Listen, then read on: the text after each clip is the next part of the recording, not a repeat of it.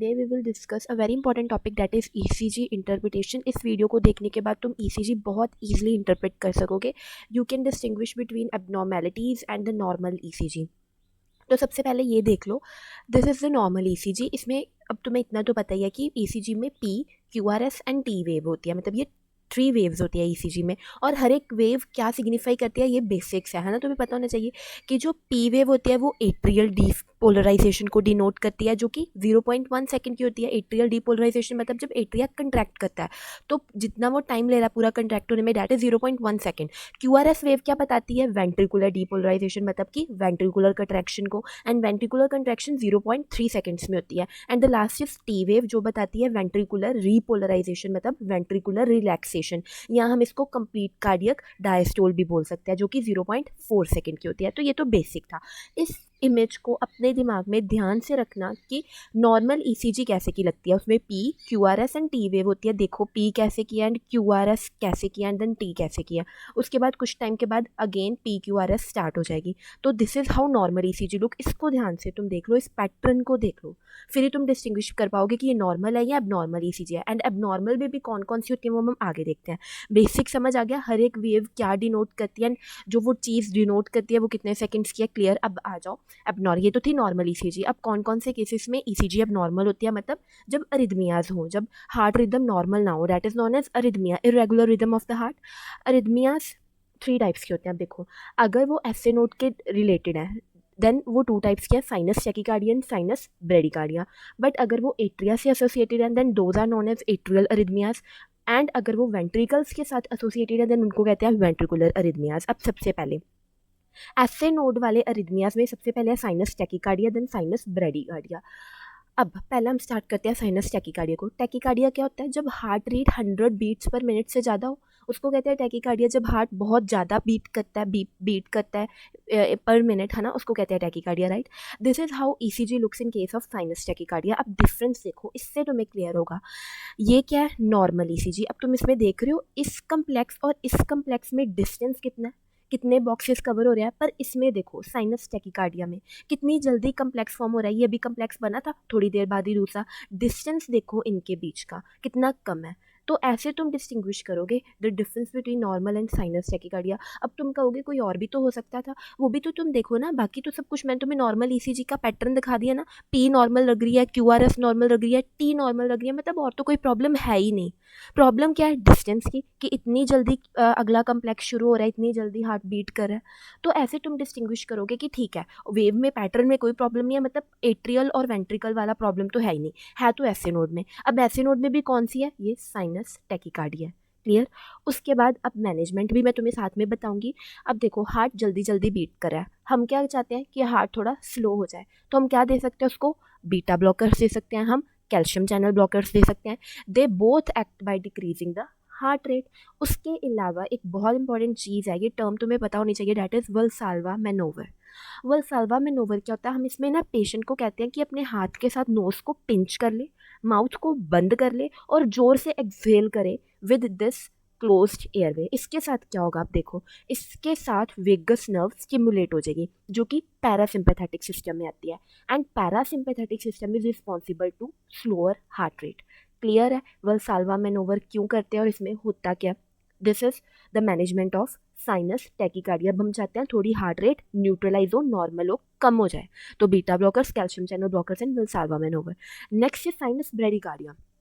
Again अब इसमें तुम देखो this is the normal sinus rhythm, है ना, एंड दिस इज ब्रेडिकार्डिया वाली रिदम. इसमें क्या, ये एक कम्प्लेक्स है, ये दूसरा कम्प्लेक्स है. See the difference. अब देखो डिस्टेंस कितना ज़्यादा है, इस कम्प्लेक्स और इस कम्प्लेक्स में कितना ज़्यादा डिस्टेंस है. इतना नॉर्मल होना चाहिए था बट डिस्टेंस इज इंक्रीज. बाकी देखो P वेव नॉर्मल लग रही है, QRS भी नॉर्मल लग रही है, T वेव भी नॉर्मल लग रही है, मतलब एट्रिया और वेंट्रिकल्स में तो कोई प्रॉब्लम नहीं है. अब ये तो तुम्हें समझ आ गया ना एट्रिया में क्यों प्रॉब्लम नहीं है, क्योंकि P नॉर्मल है. वेंट्रिकल्स में कोई प्रॉब्लम क्यों नहीं है, क्योंकि QRS भी नॉर्मल है एंड T वेव भी नॉर्मल लग रही है. तो वो तो चीज़ें दोनों हट जाओ. बाकी अब बचा, अब ऐसे नोड में कोई प्रॉब्लम होगी वो तुम देख लो. डिस्टेंस ज़्यादा है तो ब्रेडिकार्डिया, डिस्टेंस कम था तो टैकीकार्डिया. अब ये पहला पार्ट क्लियर. अब हम स्टार्ट करते हैं सेकंड. पहले इसकी मैनेजमेंट देख लो. अब हार्ट स्लोअर बीट कर रहा है ना, ब्रेडिकार्डिया. तो अब हम चाहते हैं कि जो वेगस नर्व स्टिमुलेट हुई पड़ी होगी, मतलब पैरासिम्पैथेटिक सिस्टम, हम उसको ब्लॉक कर दें. ताकि हार्ट रेट अब इंक्रीज हो, तो हम इसके केस में एट्रोपाइन देते हैं। ये पैरासिम्पैथेटिक स्टिमुलेशंस को ब्लॉक कर देता है, जिसके साथ हार्ट रेट इंक्रीज हो जाएगी। तो याद रखना, इन केस ऑफ ब्रेडिकार्डिया हम एक ड्रग देते हैं, डेट इज एट्रोपाइन। ये क्या करेगा, एसए नोड फायरिंग को इंक्रीज कर देगा। एसए नोड जल्दी जल्दी इलेक्ट्रिकल सिग्नल देगा, तो जल्दी हार्ट रेट इंक्रीज हो जाएगी, है ना, हार्ट रेट फास्टर हो जाएगी। तो ब्रेडिकार्डिया के केस में हमने क्या दिया, एट्रोपाइन। अब सेकंड स्टार्ट करते हैं, एसए नोड वाले अरिथमियास क्लियर है। अब है एट्रिया के साथ एसोसिएटेड अरिथमियास। अब एट्रिया के साथ एसोसिएटेड अरिथमियास मतलब कि एट्रिया की वॉल में भी सेल्स होते हैं ना, वो सेल्स ना एसए नोड को मिमिक कर रहे हैं, एसए नोड भी सिग्नल दे रहा है और यहाँ पर कुछ एट्रियास के सेल्स हैं वो अपनी तरफ से सिग्नल बना रहे हैं। एसए नोड तो बना ही रहा है, अब एट्रियास के सेल्स भी फंक्शन कर रहे हैं, जिसके कारण इरेगुलर हार्ट रिदम जनरेट हो रहा है, इसलिए हम इसको कहते हैं एट्रियल अरिथमिया। अब एट्रिया के साथ रिलेटेड कौन सी वेव थी, पी वेव। अब यहाँ पर एबनॉर्मेलिटीज हमें दिखेंगी पी वेव में। तो जब भी तुम्हें ईसीजी में पी वेव्स में दिखे ना, शेप अलग है, पैटर्न अलग है, तो मतलब वो एट्रियल अरिथमियास है। तो सबसे पहले इसमें 3 आते हैं एट्रियल अरिथमियास में, premature atrial contraction, atrial fibrillation and atrial Flutter. अब तुम कैसे इंटरप्रेट करोगे कि इनमें से कौन सा है।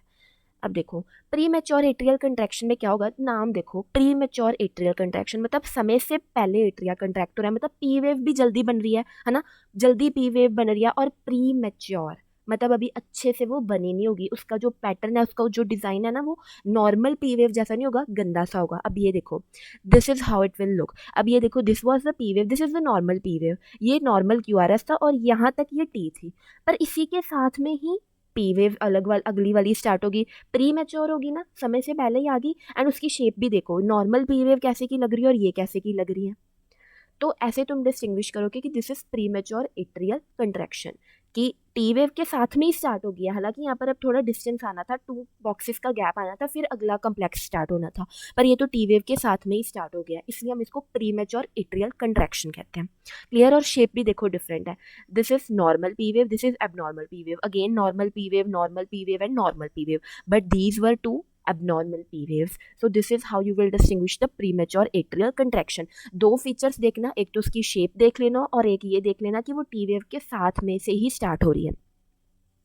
मैनेजमेंट क्या करेंगे, अब वो क्या कर रही है, जल्दी से कंट्रैक्ट हो रहा है ना, प्री मैच्योर कंट्रैक्ट हो रहा है, तो अब हम क्या चाहते हैं, थोड़ा धीरे धीरे कंट्रैक्ट हो, मतलब हार्ट रेट थोड़ी स्लो हो जाए, ताकि वो दोबारा से रिदम में आ जाए, दोबारा से नॉर्मल रिदम में आ जाए। तो हम वही beta blocker, calcium channel blocker देंगे, क्योंकि हार्ट रेट स्लो होगी तो वो दोबारा नॉर्मल बीट पकड़ेगी ना। तो अगेन हार्ट रेट को थोड़ा स्लो करने के लिए हम ये देंगे, beta blockers and calcium channel blockers, and these are the examples of each. And anti arrhythmic drugs, arrhythmia हो रहा है तो एंटी अरिथमिक ड्रग्स देंगे, जिसमें amiodarone, beta blockers and calcium channel blockers, again वही सेम आ रहे हैं। एक और वहाँ पर हमने बलसालवा में नोवर एक डिफरेंट चीज़ पढ़ी है, यहाँ पर हम एक डिफरेंट चीज़ पढ़े हैं, that is radio frequency ablation therapy. अब ये एक नॉन इन्वेसिव प्रोसीजर है, इसमें हम बाहर से ना रेडियो फ्रिक्वेंसी वेव्स डालते हैं। ये वेव्स क्या करेंगी, जो हार्ट के एबनॉर्मल सेल्स हैं, जो ये अरिथमिया कॉज कर रहे हैं, मैंने बताया ना यहाँ पर एट्रिया के वॉल्स के ही सेल है जो एसए नोड को मिमिक कर रहे हैं, बस ये क्या करेगी, उन सेल्स को डिस्ट्रॉय कर देगी ताकि वो ऐसे अरिथमिया ना कॉज करें। तो हम यहाँ पर रेडियो फ्रिक्वेंसी अब्लेशन थेरेपी देते हैं। अब हम स्टार्ट करते हैं with the second, that is atrial fibrillation. जो एट्रियल फिब्रिलेशन और नेक्स्ट एट्रियल फ्लटर है ना, ये तो तुम बड़ी इजीली डिस्टिंग्विश कर सकते हो। जब हम ईसीजी देखते हैं ना, तो इनके जो फीचर्स हैं, they are very distinct then other.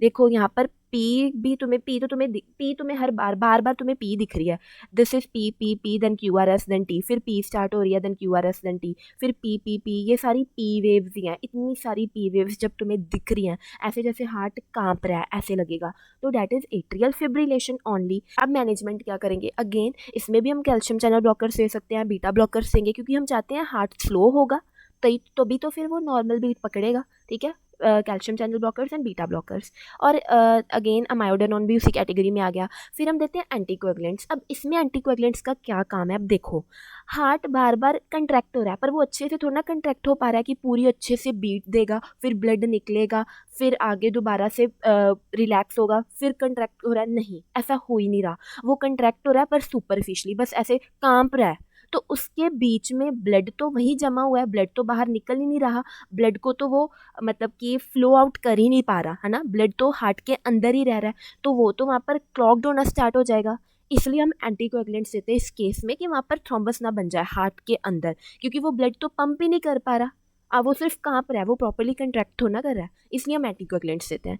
Cardioversion, अब cardioversion is defibrillation but this is the planned form. जब हम प्रॉपर प्लानिंग के साथ डिफिब्रिलेट करते हैं तो हम उसको कहते हैं कार्डियोवर्जन। एंड इसमें हम लो एनर्जी शॉक डिलीवर करते हैं। हम पेशेंट की चेस्ट पे इलेक्ट्रोड्स लगा देंगे, पहले एनेस्थीसिया भी हम देते हैं पेशेंट को, और फिर लो एनर्जी शॉक देंगे। क्यों? ताकि शॉक देंगे फिर हार्ट दोबारा से नॉर्मल रिदम पकड़ लेगा। तो इस केस में एट्रियल फिब्रिलेशन के केस में हम कार्डियोवर्जन परफॉर्म करते हैं। And again radio frequency ablation, वो मैंने तुम्हें बता दिया। एट्रियल फ्लटर एक बड़ी अच्छी इसकी करेक्टरिस्टिक है। एट्रियल फ्लटर के केस में क्या है, सॉ टूथ पैटर्न। हमें ना ऐसे दांत जैसे लगते हैं ये शेप्स, कि प्रॉपर वेवी नहीं है बट तीखे तीखे हैं, शार्प हैं, इसलिए हम इसको सॉ टूथ अपीयरेंस कहते हैं in case of atrial Flutter. अब ये देखो, यहाँ से तुम्हें पता चलेगा देयर इज़ अ डिफरेंस। तुम कंफ्यूज नहीं होगे, इस पिक्चर को देखो। This is atrial fibrillation and atrial Flutter. तुम्हें मैं दो फीचर्स बताती हूँ, फिर तुम कभी कंफ्यूज नहीं होगे। पहला फीचर पता क्या है, कि उसमें वेवी अपेरेंस है, जैसे ये है कोई ऐसे ऐसे ऐसे ऐसे करके।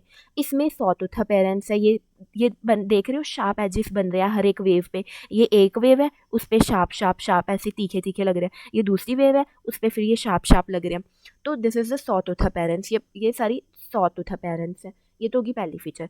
सेकेंड फीचर पता क्या, आई होप तुम्हें क्लियर हो गया कि वेवी पैटर्न के यहाँ पर देखो अच्छे से दांत बन रहे हैं। ये ऐसे गया, फिर ये स्ट्रेट सा हो गया, फिर ये ऐसे गया, थोड़ा स्ट्रेट हो गया, बट यहाँ पर देखो प्रॉपरली टूथ अपेयरेंस दे रही है, ऐसे ऐसे ऐसे। तो this is the first feature. Second feature पता क्या है, वहाँ पर हमें नहीं पता कितनी बड़ी पी वेव शो हो रही है। देखो पहले कितनी बड़ी हुई है, सेकंड कितनी, मतलब रैंडम है ना। बट यहाँ पर तुम ध्यान से देखो, पूरा पैटर्न है। वहाँ पर ये अनपैटर्नड पी वेव है, पर यहाँ पर पैटर्न है। देखो 1 2 3 बरी, फिर 1 2 3 बरी, फिर 1 2 3 4, फिर 3, फिर 3, फिर 4, मतलब एक पैटर्न शो कर रहा है, रैंडमली नहीं एट्रिया कंट्रैक्ट हो रहा है। एक प्रॉपर जब पैटर्न शो होता है एंड सॉ टूथ अपेरेंस जो होती हैं, then that is atrial flutter. But फिर आती है मैनेजमेंट, अगेन वही सेम मैनेजमेंट जब जो हमने उसमें पढ़ी है। Then is third the last one, that is ventricular arrhythmias. इसमें भी 3 आते हैं, प्री मैच्योर वेंट्रिकुलर कंट्रैक्शन, हमने वहाँ पर प्री मैच्योर एट्रियल कंट्रैक्शन पढ़ा। फिर वेंट्रिकुलर टैकीकार्डिया, जिसमें फर्दर 2 आते हैं, monophasic polyphasic, and with pulse ventricular tachycardia and without pulse ventricular tachycardia. And last is ventricular fibrillation. सबसे पहले हम स्टार्ट करते हैं, बड़ा इजी है, बस ध्यान से सुनना।